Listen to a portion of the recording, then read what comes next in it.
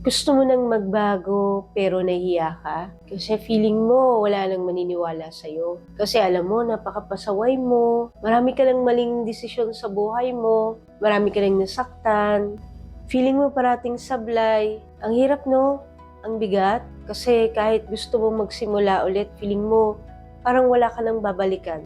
Walang makakaintindi, walang tatanggap. Pero alam mo, hindi totoo yon. Kasi bibigyan ka pa rin ng chance ni Lord.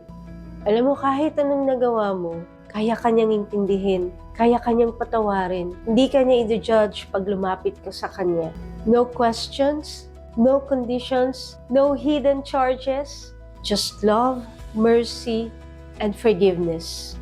Ikaw lang yung inaantay niya. Kaya huwag ka na magdalawang isip. I promise and I guarantee you, hindi ka mapapahiya kapag lumapit ka sa Kanya. At kung iniisip mo, paano yung ibang tao, paano yung mga nasaktan mo, paano yung mga hindi na naniniwala sa'yo, si Lord na yung bahala sa kanila. Your only job is to go to Him as is, where is, and He will take care of everything.